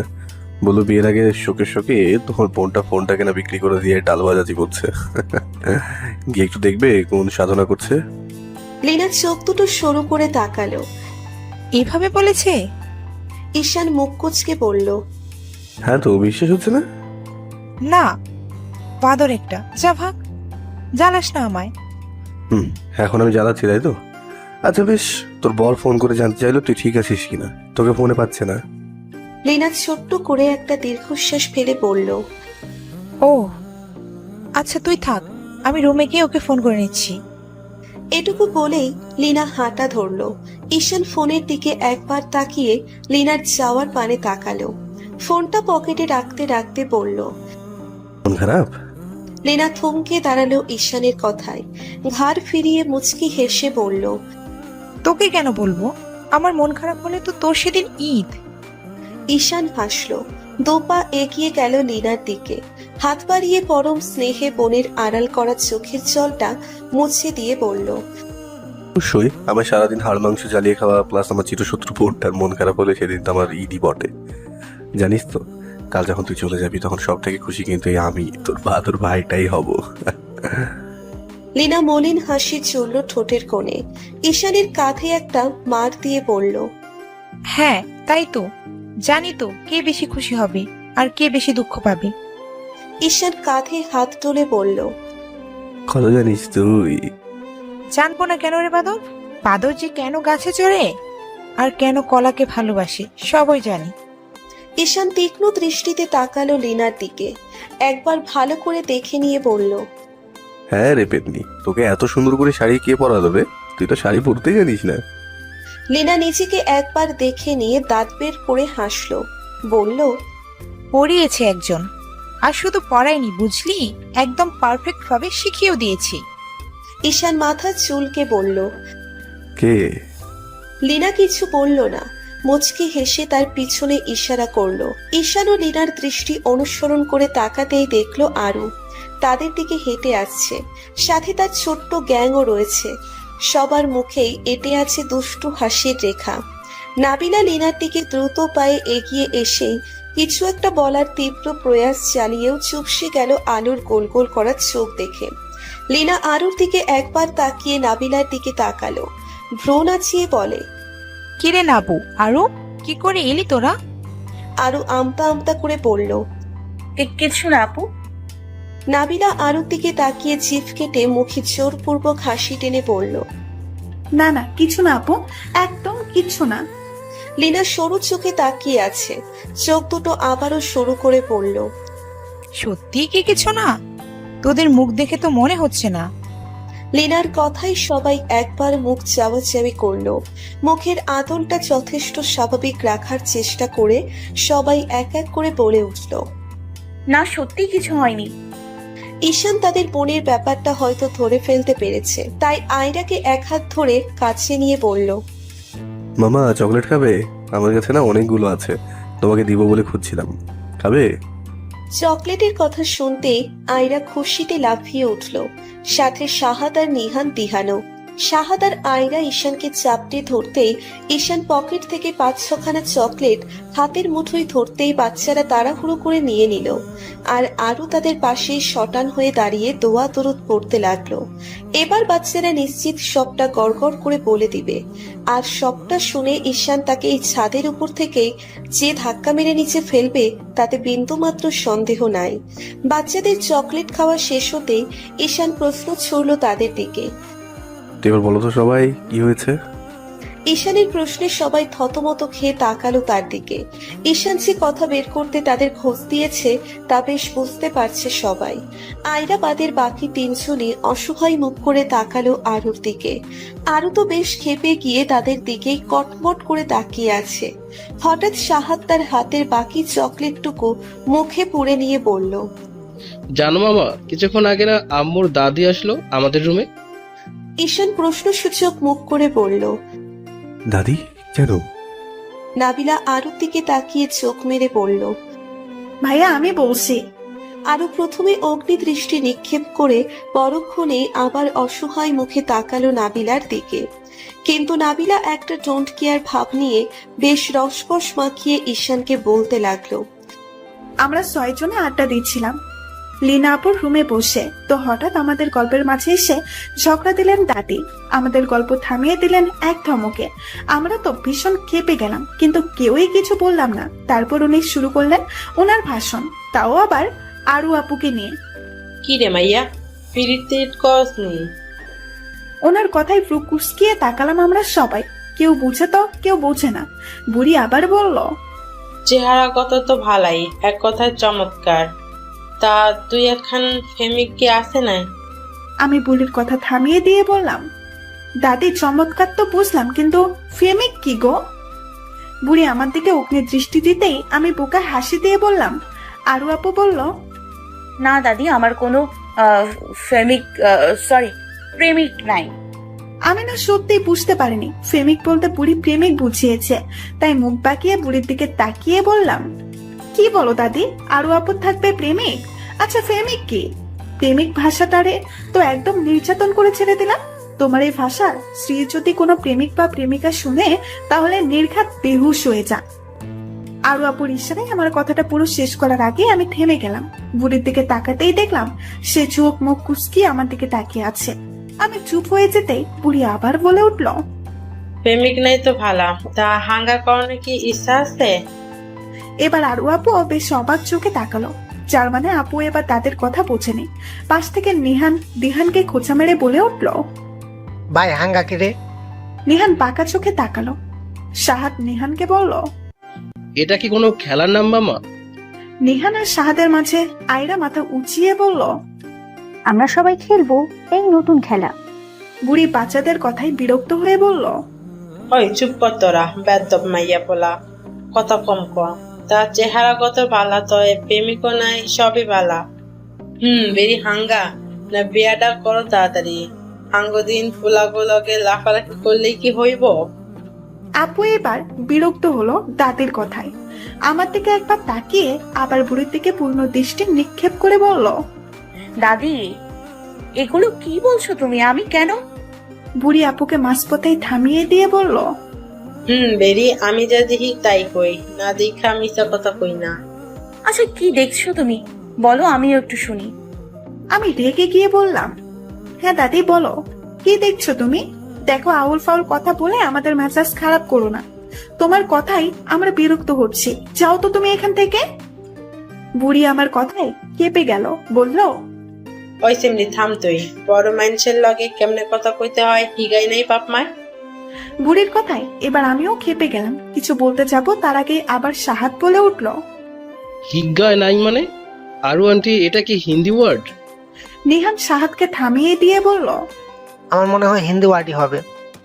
দিহান বলল, হ্যাঁ শাহাদ, ওই হিন্দি মুভিতে দেখোস নাই, আব তেরা কিয়া হোগা কালিয়া, হয়তো সেখান থেকে এই হিগাই নাই কথাটি এসেছে, তাই না দাদি? বুড়ি এবার চরম খেপে গেল। তার মুখ দেখে বাচ্চারা সব ভয়ে চুপসে গেল। রাতে বুড়ি লাল হয়ে হুঙ্কার দিবে, তার আগে আপু তাকে থামিয়ে দিয়ে বলল, দাদি দাদি তুমি ওদের কথায় কিছু মনে করো না প্লিজ, ওরা তো বাচ্চা, বোঝোই তো, বলো। বুড়ি নিঃশ্বাস ছেড়ে আপুর দিকে মুখ কুচকিয়ে তাকালো, বলল, হ সেরি তুই কইলি বইলা এক একটা বেদবের বেদব। এই মাইয়া ওগরে লইয়া বাহির হত, আরুর লগে আমার স্পেশাল কথা আছে, যা যা বাইর হ। বুড়ির কথা রেশ টেনে আয়রা বলে উঠল, নাবু আন্টি স্পেশালি কি গো? আয়রার কথা শুনে আমরা সবাই ফিক করে হেসে দিলাম। নিহান দিহান তো হাসতে হাসতে গড়াগড়ি খাচ্ছে, আরু আপুও মুখে হাত দিয়ে হাসছে। আমি বুড়ির দিকে তাকিয়ে বললাম, ওটা স্পেশাল নয় গো বুড়ি, ওটা স্পেশাল। দেখো বুড়ি, তো দাদি, দেখো দাদি, তুমি না এখানে বসে বসে কথাগুলোকে এভাবে নির্যাতন করো না, বুঝলে? তুমি এখন যাও তো, আমাদের গল্প করতে দাও। বুড়ি আমার কথায় রেগে গিয়ে চেঁচিয়ে বলল, হইছে হইছে, আমরা আর হিগাইতে হইব না। আর কথা আবার নির্যাতন কেমনে করে, সেটি একটা চর মারমু। আমি আবারও হাসলাম, বললাম, ওটা গিয়াই তো নয় বুড়ি, বলো শিখাইতে। আমার হাসির সাথে তাল মিলিয়ে বাচ্চারাও হেসে উঠলো। বুড়ি আবারও রেগে গেল, এবার খুব বেশি রেগে গেল। চোখ মুখ কুচকে আমার দিকে তেড়ে আসতেই আরু আপু আমায় ধমক দিয়ে বলে উঠলো, এই নাবু, থামবি তুই? যা তো, ওদের নিয়ে বাইরে যা। বুড়ি আবার জায়গায় স্থির হয়ে বসে কপট রাগ দেখিয়ে বলল, হা ভাগ বেদব মাইয়া। আমি আবার বুড়িকে রাগানোর সুযোগটা হাতছাড়া করলাম না। দাঁত কেলিয়ে বুড়ির দিকে একটু ঝুঁকে শান্ত গলায় বললাম, দাদা একটা কথা বলবো? বুড়ি আমার দিকে রাগে লুক দিতেই আমি বাচ্চাদের মতো ঠোঁট উল্টিয়ে বললাম, করে তাকালে ভয় পাই তো। আচ্ছা, এতক্ষণ তোমার সাথে এভাবে কথা বলার জন্য সরি বুড়ি। টুকো দাদি। আমার এভাবে বলাতে দেখলাম বুড়িয়া মুখ বাঁকিয়ে হাসলো, বলল, আচ্ছা কি কথা? আমি বেশ আয়েশ করে বসলাম, যেন কথাটা বলে আমার দৌড়ে পালাতেই কোনো অসুবিধা না হয়। গলা খাকারে দিয়ে গলাটা পরিষ্কার করে আরু আপুর দিকে তাকিয়ে একটা চোখ মেরে বুড়ির দিকে তাকিয়ে বলল, আসলে দাদি, কথাটা হলো তুমি যে এইমাত্র বললে না বেয়াদব মাইয়া, ওটা আসলে বেয়াদব নয় গো, বেয়াদব হয়। বুড়ি আমার কথাটা প্রথমে না বুঝে মাথা নাড়াতে গিয়েও থেমে কে আমার দিকে কটকট করে তাকাতে আমি ফিক করে হেসে দিয়ে উঠে দৌড়। আর বুড়ি তার রাগ দেখে কে আমরা সবাই এক দৌড়ে ঈশান ভাইয়ের রুম ছাড়িয়ে সিঁড়ি অব্দি চলে এলাম। তবুও বুড়ির খ্যাক খ্যাক গলার চিৎকার প্রায় অনেকটা স্পষ্ট হয়ে ভেসে আসছিল। লীনা ভুবন কাঁপিয়ে হেসে উঠল, সাথে ঈশানও আর দুজনের সাথে যোগ দিয়ে বাকিরাও আর এক দফা হেসে নিল। লীনা তো হাসতে হাসতে বসেই পড়ল, আরুর হাত ধরে বলল, এই বাচ্চাগুলো বড্ড বাজে হয়েছে। আর নাবুটা আরু জোরপূর্বক হেসে বলল, হ্যাঁ গো। আচ্ছা, তারপর তারপর কি হলো? নাবিলা বলল, তারপর মাঝখান থেকে আমরা জানি না, আমরা তো বুড়ির তাড়া খেয়ে পালিয়ে গেলাম। লীনা এবার আরুর দিকে তাকালো, বলল, তারপর কি হলো রে আরু? আরু একটা শুকনো ঠোক গিলে বলতে লাগলো, ওরা দৌড়ে পালাতে বুড়ির রাগে কটমট করতে করতে কতক্ষণ একা একাই বকবক করলো। আবার হঠাৎ রেগে কুজো কোমর নিয়ে ধপাস করে বিছানায় বসে পড়লো। আমি কি বলবো বুঝতে না পেরে চুপ করে রইলাম। দাদি এবার আমার দিকে ঘুরে বসে ওনার ফোনটা বের করে আমার সামনে ধরলেন। ফোনের স্ক্রিনে আলো জ্বলতেই ভেসে উঠলো কোনো এক স্বাস্থ্যবান সুদর্শন যুবকের ছবি। আরুর মুখে স্বাস্থ্যবান সুদর্শন যুবক শুনতেই ঈশানের ভ্রু যুগল কুচকে এলো। আমার হাতে ফোনটা ধরিয়ে দিয়ে বলল, দেখ তো সেরি, ফুলাডারে কিরাম লাগে? আমি অবাক চোখে তাকালাম দাদির দিকে। ফুলাডা মানে কি? অনেক ভালা ফুলা, বুঝছনি? এক কথায় লাখে একটা। মেলা বলল, মেলা টাকা পয়সা। আমার লগে ভালা আলাপ আছে, বুঝছনি? তোরে এককারে রানীর লাহান রাখতো। দাদির কথায় আমি থ মেরে গেলাম। কিছু বলতে চাচ্ছি কিন্তু গলা দিয়ে আওয়াজ আসছে না। সবটা যেন গলাতেই দলা পাকিয়ে যাচ্ছে। দাদি আমার দিকে না তাকিয়েই আবার বলতে লাগলেন, ফুলাডা মেলা বড় ডাক্তার, মেলা টাকা পয়সা আয় করে। তয় ফুলাডার বাপও নাই, মাও নাই। আফসোস, বাপের ফুলার লাহান মেলা টাকা পয়সা আসিল, তয় বেশি দিন টিকতে পারে নাই, আর আরাম আয়াসও করতে পারে নাই। এখন একদিকে হইল বাপের টাকা, আরেকদিকে নিজের টাকা। ফুলার বড় বাড়ি গাড়ি সবই আছে। ফুলার আরেকটা ভাই আছে। তয় এই সুরো বর্ডার বউ আর 2 মাইয়া লইয়া লন্ডনে থাহে। তগর বিয়াডা হইলে তোরে নিয়েও লন্ডনে যাইব। দাদির কথাগুলো শুনে যেন আমার দম আটকে আসলো। হঠাৎ কাশি উঠে গেল। কাশতে কাশতে কথাও বলতে পারছিলাম না। দাদি উঠে আমার হাতে পানি ধরিয়ে দিয়ে আবার বলতে লাগলো, ফুলারে তোর ছবি দেখাইছি। ফুলারি তোর ছবি দেখাইছি। কথাটা শুনতেই পানি মুখে আবার বিষম খেলাম। দাদি আমার পিঠ চাপড়ে বলল, ওমা দেখ না, ফুলাই দেখি এখনই তোর চিন্তায় বিভরে তোর কথা মনে করতেছে, বুঝলি? তাই তো তুই এত বিষম লাগতাছস। আমার এবার বেশ রাগ হলো। মনে মনে খুব করে বকে দিলাম বুড়িকে, বুড়ির বাচ্চা বুড়ি, তোমারে আমি ইঁদুরের রোস্ট খাওয়াবো, তেলা পোকার তরকারি ঝোল করে খাওয়াবো, কালো বিলাইয়ের না বিলাই আমার ফেভারিট, ওটা না, হ্যাঁ মুলার হালুয়া খাওয়াবো। এবার আমাকে দাদি শেষবারের মতো জনমের শক দিয়ে উঠে গেল। ফুলাই কাল আইব, আমি দাওয়াত করছি, কেউ জানে না, বুঝছনি? কাল তোরে দেখা তোর মায়ের লাগে কথা কয়া যাইব। ফুলাই যখন আইব তুই কিন্তু ভালা কইরা পাউডার মেখা সুন্দর কইরা রেডি থাকবি। ফুলাই কাল আইব এটুকু শুকতেই ঈশানের চোয়াল শক্ত হয়ে এলো। রাগের দরুন আপনা আপনি হাত মুষ্টিবদ্ধ হয়ে গেল। পারে তো এক্ষুনি গিয়ে বুড়িকে মাথায় তুলে আছাড় মেরে আসে। লীনা ঈশানের দিকে একবার তাকালো, ছোট্ট করে একটা দীর্ঘশ্বাস ফেলে বলল, আরু বোন আমার, তুই প্লিজ দাদির কথা এত সিরিয়াসলি নিস না। দাদি যে এত কাণ্ড করে ফেলেছে ভাবতেই পারছি না। বাবা শুনলে তো খুব রাগারাগি করবে। লীনার কথা আরুর কান অব্দি পৌঁছলো কিনা সঠিক বোঝা গেল না। সে ভয়ার্থ দৃষ্টিতে ঈশানকে বারবার দেখছে। তার লাল করা চোখ দুটো দেখতেই তার কাঁপাকাঁপি শুরু হয়ে গিয়েছে। নাবিলা দাঁত কেলিয়ে বলে উঠল, আরে তোমরা এসো, সিরিয়াস হয়ে যাচ্ছ কেন বলো তো? মজার কাহিনী তো এখনো বাকি। নাবিলার কথা শুনে নিহান, তিহান, শাহাদ আর আয়রা একসাথে হেসে উঠল। কিন্তু আরো বেচারি না পারছে হাসতে আর না পারছে কাঁদতে। লীনা ভ্রু কুঁচকে বলল, কি মজার কাহিনী? শোনো তাহলে। বুড়িকে বের হয়ে যেতে দেখেই আমরা আবার চলে এলাম রুমে। ভেতরে ঢুকেই দেখি আরু আপু মুখ কালো করে বসে আছে। আমি গিয়ে আপুর পাশে বসে পড়লাম। কিছু বলবো তার আগেই দেখি আপুর হাতে কোনো একটা কাগজ। আমি বেশ কৌতূহল নিয়ে আপুর থেকে কাগজটা নিয়ে দেখতে লাগলাম। কাগজটাতে কারোর নাম্বার লেখা ছিল। আমি কতক্ষণ তীক্ষ্ণ দৃষ্টিতে তাকিয়ে থেকে চিন্তা না পেরে আপুকে জিজ্ঞাসা করলাম, এই আপু, এটা কার নাম্বার গো? আমার কথাই মনে হলো আপু চমকে উঠলো। আপুকে হঠাৎ চমকাতে দেখে আমরা তো বেশ অবাক। বুড়ি আপুকে ঠিক কি বলেছে তারই আন্দাজ করে আপুকে বললাম, আপু কি হয়েছে গো? কিছু ভাবছো মনে হচ্ছে। আর এটা কার নাম্বার? আপু নাম্বারটার দিকে একবার অসহায় মুখ করে তাকিয়ে আমার দিকে তাকালো। বড় করে দুইবার নিঃশ্বাস ছেড়ে বলল, নাবু তোর ফোনটা দে তো। আমি অবাক হলাম আপুর কথায়। হঠাৎ আমার ফোন দিয়ে আপু কি করবে ভাবতে ভাবতে ফোনটা এগিয়ে দিলাম আপুর দিকে।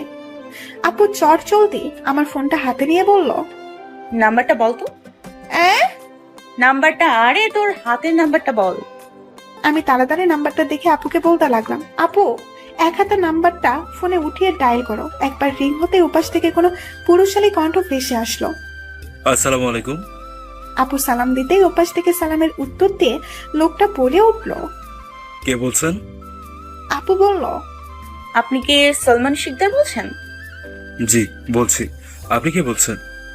আপু মুখে একটা মলিন হাসি এঁটে বলল, জি আমি আরুশি আহমদ বলছি। আপুর এহেম কাণ্ডে আমরা সবাই এবার মুখ চাওয়াচাই করলাম। কে সালমান শিকদার আর আপু তাকে কি করে চেনে? সবই যেন মাথার উপর থেকে যাচ্ছে। তবুও বেশ আগ্রহ নিয়ে আপুর দিকে তাকালাম সবাই। অ্যাকচুয়ালি কি হতে চলেছে সেটাই ঠাহর করা তীব্র প্রচেষ্টা। আরুশি মাহমুদ? ও হ্যাঁ, আরুশি মাহমুদ, চিনেছি। আপনি? ও মাই গড, আপনি আমাকে কল করেছেন? আমাকে? আমি তো বিশ্বাসই করতে পারছি না আরুশি। আল্লাহ, আমি এখন কি করব? হায় আল্লাহ। কলটা লাউডে থাকার তরুণ আমরা লোকটার সব কথাই শুনছিলাম। লোকটার কথা শুনে খানিক ফোনের দিকে স্থির দৃষ্টি দিলাম, তো খানিক আপুর দিকে। আপু বোবার চোখে আমাদের দিকে তাকালো। রুদ্ধকাম্য হলো যে আপু লোকটার কথা শুনে রীতিমতো বুকা বনে গেছে। আপুর তাকানো দেখে আমি মনে মনে আওড়াচ্ছিলাম, নিশ্চিত আপু আমায় কিছু বললে এটাই বলবে যে আয়হান লোকটা এমন করে কেন। আরো আপু আবারও নিঃশ্বাস ছাড়লো। যথাসম্ভব নিজেকে স্বাভাবিক রাখার চেষ্টা করে বলল, হ্যাঁ আমি আসলে সলমান সাহেব, আপনার সাথে আমার কিছু জরুরি কথা ছিল। হ্যাঁ বলুন না প্লিজ। আমি তো আপনার কথা শোনার জন্য সেই বিকেল থেকে অপেক্ষা করছিলাম। বলুন না প্লিজ, বলুন না। জি আসলে দাদি তো আপনাকে আমার কথা বলেছে, আমার ছবিও কি বলবো আরুষি, আপনি এত সুন্দরী একজন মেয়ে, এত সুন্দরী, কি বলবো। ইস, আমি তো আপনাকে দেখা মাত্রই পাগল হয়ে গিয়েছি। আপনাকে দেখে এক কথায় বলতে গেলে আমার মাথা ঘুরে গেছে। ও মাই গড, আপনার ওই রেশমি কালো ঘন চুলে, কাজল ভরা ডাগর ডাগর চোখে, আপনার ওই মিষ্টি হাসিতে আমি তো ঘায়েল হয়ে গিয়েছি। সালমান শিকদারের কথাগুলো শুনতেই আপুর ভ্রু কুচল কুচকে এলো, চোখে মুখে বিরক্তির ছাপ কঠিন ভাবে ধরা দিচ্ছিল। আপু বিরক্ত পড়া কণ্ঠেই বলে উঠল, সালমান সাহেব, আমি আপনাকে কিছু বলতে চাই, যার জন্য আপনার ভয়েস শুনে মন তো চাই ব্যাস 1000 বছর ধরে যেন শুনি।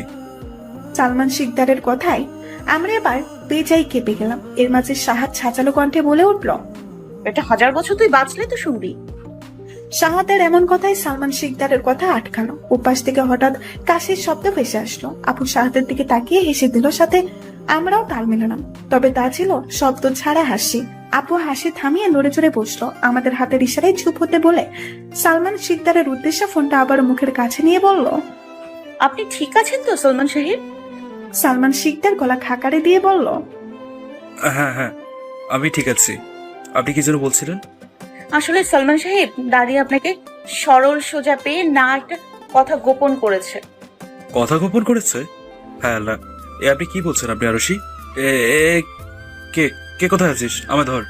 আরে এক্ষুনি তো হাইপার হবে না, আমার পুরো কথাটা আগে শুনুন, তারপরে আপনি ফিট পড়লেও কোনো প্রবলেম নেই। ওকে ওকে, আপনি বলুন আরুষি, আমি শুনছি, আমি শুনছি। কথাটা হলো, কি করে যে বলি কথাটা। নো প্রবলেম আরুষি, আপনি বলুন, আমি শুনবো, সব শুনবো। প্লিজ বলুন, প্লিজ বলুন। সালমান সাহেব, আসলে কথাটা হলো, আমার একবার বিয়ে হয়েছিল, আমার হাজবেন্ড আমাকে ছেড়ে চলে গিয়েছে। কি? আপনার বিয়ে হয়েছিল? কই, দাদি তো আমাকে এসব কিছুই বলেননি। আহা সালমান সাহেব, আপনি যে এসব কিছুই জানেন না। দাদি যে আপনাকে কিছু জানায়নি তা আমি খুব ভালো করেই জানি, আর তাই তো আমি আপনাকে জানাতে ছুটতে এলাম। কোথায় আরুষি? আপনি আমার এখানে কোথায়? আপনি কোথায়? আমি তো কোথাও দেখতে পাচ্ছি না। কোথায় আপনি আরুষি? আমি তো। লোকটার এমন আহাম্মক মার্কা বিহেভিয়ারে আমরা রীতিমতো চরম বিরক্ত। দিহান দাঁতের দাঁত চেপে বলল, আবে শালা ফোনে। আরু আপু দিহানের দিকে তাকিয়ে জিভ কেটে গলা খাকারে দিয়ে বলল, সালমান সাহেব, আমি আপনার সাথে কলে আছি, কোথাও যাইনি। আরুষি, আপনার আগে বিয়ে হয়েছিল, তাতে আমার কোনো আপত্তি নেই। আমি তবুও আপনাকে বিয়ে করতে চাই। আমার আপনার আগে বিয়ে নিয়ে কোনো প্রবলেম নেই আরুষি, কোনো প্রবলেম নেই আরুষি, কোনো প্রবলেম নেই। সত্যি বলছি, আমি আপনাকে বিয়ে করতে চাই। হ্যাঁ। লোকটার কথা শুনে এবার আমরা আপুর মুখ পানে দৃষ্টিপাত করলাম। আপুর মুখে রাগ এখন স্পষ্ট, কিছু বলতে যেও বলল না। একটা দীর্ঘশ্বাস টেনে আবারও শান্ত কণ্ঠে বলল, আপনি কি শিওর সালমান সাহেব আপনি আমাকেই বিয়ে করবেন? সালমান শিকদার উত্তেজিত কণ্ঠে বলল, হ্যাঁ হ্যাঁ হ্যাঁ আরুষি, আমি শিওর, 100% শিওর।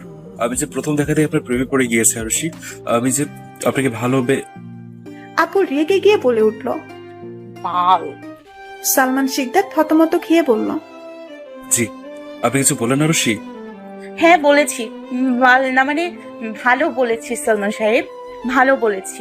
আসলে সালমান সাহেব, আপনার বোধহয় আমার হাজবেন্ডের আমাদেরকে ছেড়ে যাওয়ার রিজনটা জানা উচিত। আপনাদেরকে? আপনাদেরকে মানে? আমি ঠিক বুঝলাম না আরুষি, প্লিজ একটু বুঝিয়ে বলবেন। আপুর মুখে আমাদের কথাটা শুনে আমরাও বেশ অবাক। আমাদের বলতে আপু কি বোঝাতে চাচ্ছে সালমান শিকদারকে। আপুর দিকে তাকাতেই দেখলাম ওর মুখে রাগ আর বিরক্তির থেকে দুষ্টু হাসির রেখা সাপ বেশি স্পষ্ট হয়ে উঠল। আপু আয়রা আর সাহাদকে হাতের ইশারার কাছে ডেকে আনলো। গলার স্বরটাও একটু কাতো কাতো করেই বলে উঠল, না না, এ তো হতে পারে না, এ হতে পারে না, না এ হতে পারে না, কিছুতেই পারে না, কোনো মতেই না, পারে না, পারে না, এ হতে পারে না। আরুষি, কি হয়েছে আরুষি? কি কি হতে পারে না আরুষি? বলো না, বলো না ভাই। না সালমান সাহেব, এ হতে পারে না, পারে না, এ হতে পারে না সালমান সাহেব। কি হতে পারে না আরুষি? বলছিলাম যে কি হতে পারে না।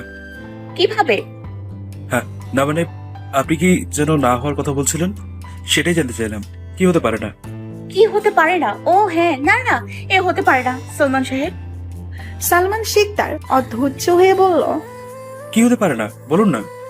বলছি, এ হতে প্লিজ আরুষি, নেক্সট স্টেপটা বলুন না প্লিজ। ও হ্যাঁ, বারবার ভুলেই যাই, আমার সাথে সামান্য ঝগড়া করে আমাদের সন্তানদের ছেড়েও এভাবে যেতে পারে না, পারে না, পারে না, পারে না, কিছুতেই পারে না। সলমান সাহেব, সলমান সাহেব, আপনিই বলুন না, এই কেমন মানুষ হলো? আপনিই বলুন না সলমান সাহেব। আপুর কথা শুনে সালমান শিকদার ভ্যাবাচাকে খেয়ে গেল। সেও আপুর কথার রেশ টেনে কাতো কাতো কণ্ঠে বলল, কি আপনার বাচ্চা আছে? তাও আবার দুটো? হ্যাঁ সলমান সাহেব, হ্যাঁ, আমার দুটো নিষ্পাপ সন্তান রয়েছে। ওর কি একটু মায়া হলো না? আমার জন্য না হোক, বাচ্চাদের জন্য তো হওয়া উচিত ছিল, তাই না? বলুন সলমান সাহেব। আমরা সবাই মুখ চেপে হেসে পড়লাম। আয়রা আরো আপুর গলা জড়িয়ে বলল, মা, মা, বাবা কি আর ফিরবে না মা? আপু হাসি চেপে বলল, না সোনা, মা কাঁদে না। বাবা ফিরবে না তো কি হয়েছে? তোমাদের জন্য এই যে আরেক নতুন বাবা পেয়ে গেছি। সালমান শিকদারের কোনো জবাব ছিল না, বারবার শুধু কাশির শব্দ ভেসে আসছিল। শাহাদ প্রো কুসকিয়ে বলল, এই যক্ষা রোগী আমাদের বাবা হবে মা? শাহাদের কথা শুনে আর হাসি চেপে রাখতে পারলাম না। হঠাৎ সবাই শব্দ করে হেসে উঠল। খানিক বাদে আবার বুঝতে পেরে যে যার মুখ চেপে ধরে হাসি থামিয়ে দিল, আপু বলল, জানেন তো সলমান সাহেব, সেদিন আমাদের মাঝে সামান্য একটু ঝগড়া হয়েছিল, সামান্য কথা কাটাকাটি। তাই আমি রাগ করে একবার হাতুড়ির বাড়ি দিয়ে তার মাথা ফাটিয়ে দিয়েছিলাম, আর একবার বটি নিয়ে মারতে উঠেছিলাম, মানে গলায় বসিয়েছিলাম আর কি। তাই বলে সে দৌড়ে পালালো। সেই যে পালালো আর ফিরলো না, এটা কি সে ঠিক করেছে সলমান সাহেব? আপনিই বলুন না। সালমান শিকদারের এবারও কোনো কথা আসছিল না বললে ভুল হবে, বলা যায় বলতে পারছিলেন না। তার বোধহয় শ্বাসকষ্ট হচ্ছিল, বারবার বড় করে নিঃশ্বাস টানার শব্দ আসছিল। আপু আবারও বলল, আপনি কিছু বলছেন না যে? আচ্ছা থাক, বলতে হবে না, আমিই বলছি। সে কাজটা একদমই ঠিক করেনি সলমান সাহেব, একদম ঠিক করেনি। আমাদের প্রেমের বিয়ে ছিল জানেন, প্রেম করার সময় কত বলেছে, আমি তোমার হাতে 100 কোটি বার মরতে রাজি। আরো অথচ দেখুন, 100 কোটি বার মরা তো বাদই দিলাম, সামান্য হাতুড়ির বাড়ি আর বটির কোপের ভয়ে সে পালিয়ে গেল।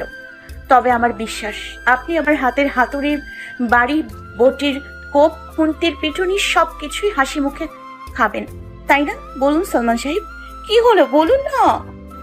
সালমান শিকদারের উপাস থেকে ধরাম করে এক আওয়াজ হতেই কলের লাইন কেটে গেল। নাবিলার কথা শেষ হতেই আবারও যেন হাসির রোল পড়ল। বাচ্চারা তো হাসতে হাসতে আরুকে জড়িয়ে ধরল। আরুও হাসছে, তবে জোরপূর্বক। ঈশানের সামনে যে তার হাসি আসছে না। তার দিকে তাকাতেই মুখের রংটা বদলে বারবার ফ্যাকাশে হয়ে যাচ্ছে।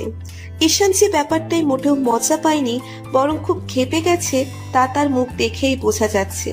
সে যে খানিকক্ষণ চোয়াল শক্ত করে আরুর দিকে অগ্নিদৃষ্টি নিক্ষেপ করলো, আরু ঠিক বুঝতে পারলো ঈশানের মনের কথা। ওই বুড়ির এত সাহস কি করে হলো? সে কার পারমিশনে তোর ছবি অন্য কাউকে পাঠালো? মেজাজ তার আকাশ চুম্বি হতেই হন হন করে সেখান থেকে চলে গেল। ঈশান যেতেই আরু যেন দম ছেড়ে বাঁচল। লীনা কোনো প্রকার হাসি থামিয়ে বলল, একদম ঠিক কাজ করেছিস আরো।